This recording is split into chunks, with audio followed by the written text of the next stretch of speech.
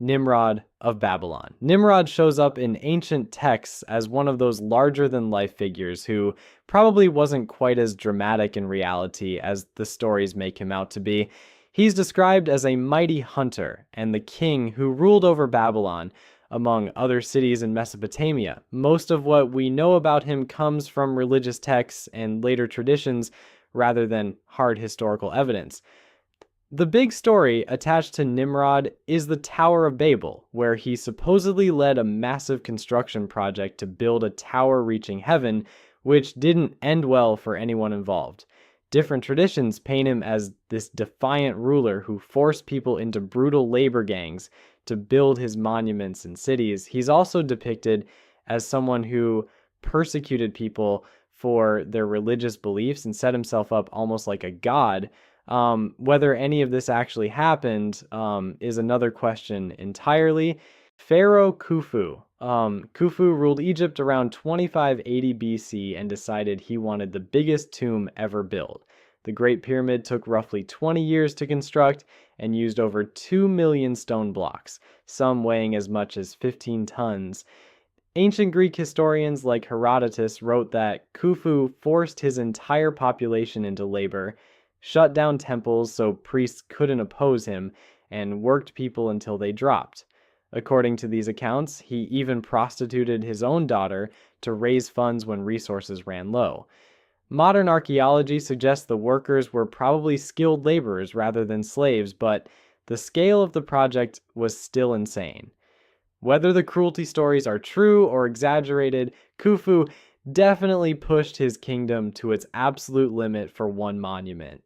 Ashurbanipal of Assyria. Ashurbanipal ruled Assyria around 668 to 627 BC, and he's remembered for two very different things. On one hand, he built this massive library at Nineveh, filled with thousands of clay tablets, basically preserving a huge chunk of ancient knowledge. On the other hand, the guy was absolutely savage in battle. He'd have enemy soldiers flayed alive, meaning their skin was peeled off while they were still breathing. Captured fighters got impaled on wooden stakes and left on display outside city walls. After crushing a rebellion, he'd order his troops to cut off the heads of dead enemies and pile them up into pyramids as a warning. These weren't small piles either. We're talking structures tall enough to be seen from a distance.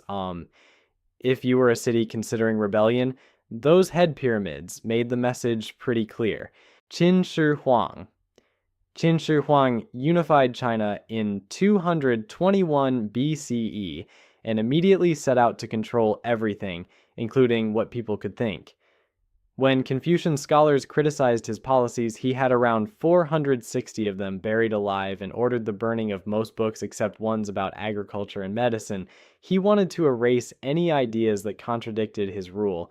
His construction projects killed tens of thousands through forced labor. The Great Wall's early sections, built by connecting older walls, worked laborers to death in brutal conditions. His tomb complex took 700,000 workers decades to complete.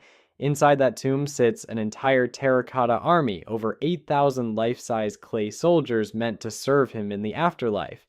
The craftsmen who knew the tomb's secrets were reportedly sealed inside when it was finished. Herod the Great. Herod the Great ruled Judea as a Roman client king from 37 to 4 BC, and paranoia defined his entire reign. He married Mariamne, a woman from the Hasmonean dynasty, to legitimize his rule, then had her executed when he suspected her of plotting against him. He didn't stop there. He killed his own sons Alexander and Aristobulus because he thought they wanted his throne, and later executed another son, Antipater, just days before his own death. Anyone he viewed as a potential rival met the same fate. This included his brother-in-law, his mother-in-law, and various political opponents. The famous Massacre of the Innocents, where he supposedly ordered all male infants in Bethlehem killed to eliminate a prophesied king, fits perfectly with how he operated. Whether that specific event happened or not, it's completely in character for someone who murdered his own family without hesitation. Attila the Hun.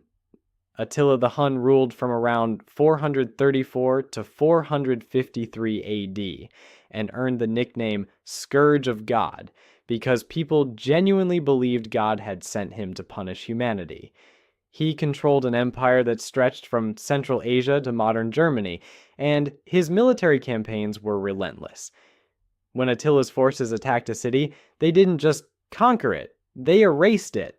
His armies would slaughter every person they could find, burn every building, and sometimes even divert rivers to flood the ruins so nothing could be rebuilt. The Roman Empire, both East and West, paid him massive tributes just to keep him away.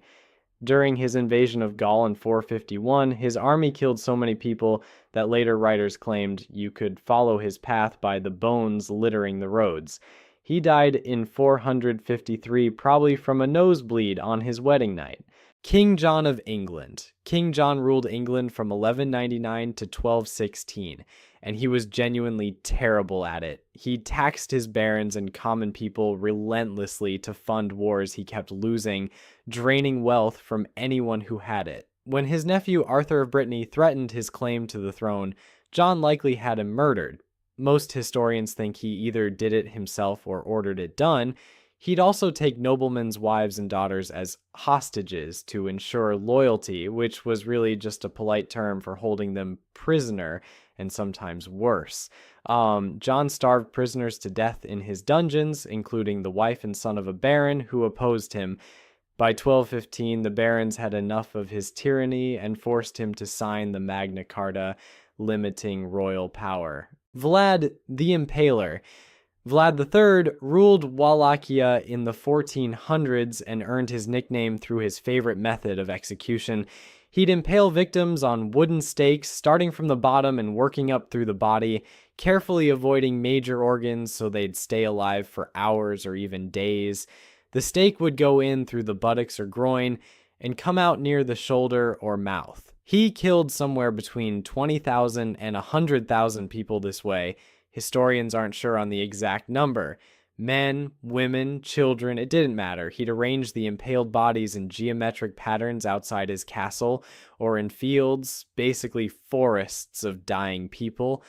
There are accounts of him eating meals while sitting among these displays, watching his victims slowly die around him.